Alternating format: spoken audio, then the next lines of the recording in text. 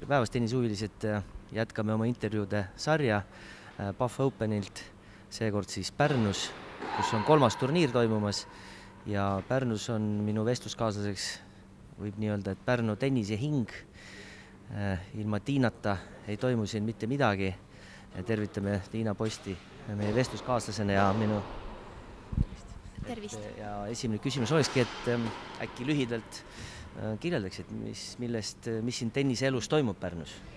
Ja see, mis alguses ütlesid, on väike liialdus muidugi, aga tenniselu näeb Pärnus välja säärane, et lastele on 4 klubi, 4 tennisekooli, täiskasvanute tenniseklubisid on 2, õigupoolest 3, vabandust, ja täiskasvanute tennisekooli on ka 2.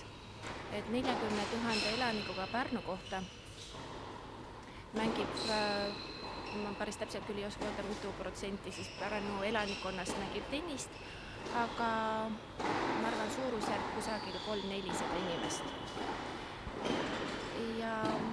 Ja siin tennisekeskuses käivad harjutamas siis kõigi 4 tennisekooli lapsed, täiskasvanud ja siis Pärnu tennisehalli klubi liikmed ja muidu toredad inimesed. Väga kena. Eks loomulikult ma usun, et Pärnus oleks rohkem tennisemängijaid. Suvel on kindlasti siin tohutu mass koguneb ka väljapool Pärnus elavad inimesed, kes puhkavad siin, nii eestlased kui ka välismaalased. Selge see, et päris suur osa nendest ka soomlasi. Et iseenesest, kui oleks rohkem veel mänguvõimalusi, ma usun, et see number oleks suurem. Ja võibki öelda, et see turniir toimub suurepärases tennisehallis.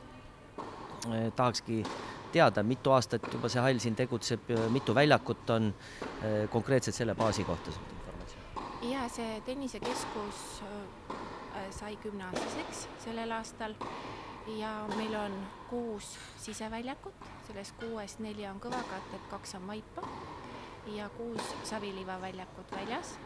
Meil on suvekohvik suvel, talvel töötab kohvik siin sees, saunad, jõusaal, jõusaal on avatud Pärnu linna kodanikele, et on niisugune nišikas, ta ei ole suur, samamoodi saavad kõik tennisemängijad siin teha oma harjutused, mis vaja ja lisaks sellele on meil ka veel väike majutusasutus, et kes laagerdada soovib väikses mahus, saab seda siin teha, nii täiskasvanud kui lapsed, et nagu tervikuna on see väga kena keskus. Omanikud on ühe korra vahetunud selle 10 aasta jooksul ja ma arvan, et ega see tennisekeskuse pidamine niisuguses väikses kohas ei ole väga lihtne. Et Tallinnas või suuremates kohtades, kus inimesi on rohkem, on see kindlasti lihtsam. Ja, aga sellega poolest on hea, et selline tennisekeskus ikkagi on, et nii-öelda, et kõik ei koondu ainult Tallinnasse, et 2 nädalat tagasi oli turniir Tartus.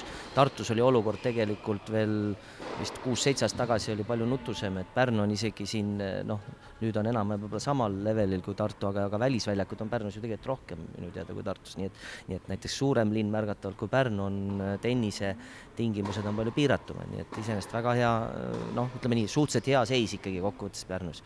Ja tahaks küsida sult selle turniiri kohta, et kuidas üldse nii juhtus, et sisuliselt vist 12 aastat tagasi oli viimane täiskasvanute rahvusvaheline turniir. Seeniorid me unustame siin ära, sest et seeniorid turniir on iga aasta valgete ööde turniir seenioridele.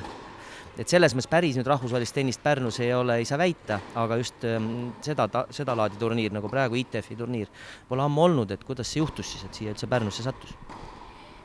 Ma arvan, et see on juhtunud tänu tennisekeskuse omanike soovile ja tänu Eesti Tenniseliidule, sest et selle aasta alguses oli ju Tenniseliidus laua peal soov, et teha 2 turniiri, 2 meeste Futuresit, aga siis selgus Londonist, et 2 ei saa teha, tuleb teha 3 ja Soome ei ole meie regioon, et tuleb võtta üks Eesti linn veel lisaks, üks klubi lisaks ja nii siis saigi teoks see turniir. Ja esmamuljed on sellised, ma loodan, et soov kindlasti teha siin Pärnus korraldada ka näiteks järgmine aasta mõni turniir on ikkagi jätkuvalt olemas. Ja elame näeme ja ma arvan, et Pärnu on olnud läbi aegade Eesti jaoks üks niisugune tennisekants või tennisekeskus, arvestades klubi vanust, ma ei pea silmas selle klubi vanust, vaid Pärnu kesklinna tenniseklubi vanust ja kesklinnas ju toimusid meeste Futuresi 8 aasta jooksul, et see oli suureks tõukeks kindlasti ka tennise edasisele arengule ja kui me vaatame praegu inimesi, kes siin turniiril töötavad, siis konkreetselt 3 pärnakat on välja kasvanud sellest kunagisest meeste Futures tenniseturniirist ja kui ma mõtlen selle aja peale tagasi, siis kvalifikatsiooniturniir oli suvel 64-le, meil oli inimesi kohal peaaegu 100 Austraaliast ja imekohtadest ja mehed ei saanud peale, et see oli nagu armas aeg tagantjärgi mõelda ja ka võrrelda tänasega, kui palju tennis on arenenud ja mis temaga juhtunud on, et kindlasti see Pärnu linna kui tennisearmastajate, see on tennisearmastajate linn, et üks tõukab teist ja nii edasi. Suur tänu sulle, Tiina, soovime edu edasises tegevuses ja et Pärnu tenniselu veelgi värvikamaks muutuks, et võin kinnitada, et siin eriti suvisel perioodil on hästi mõnus, et kui keegi ei ole veel kasutanud neid tennisekeskusid ja väljakuid ja osalenud nii-öelda Pärnu tenniselus, siis tere tulemast. Aitäh sulle, Tiina. Tere tulemast, aitäh.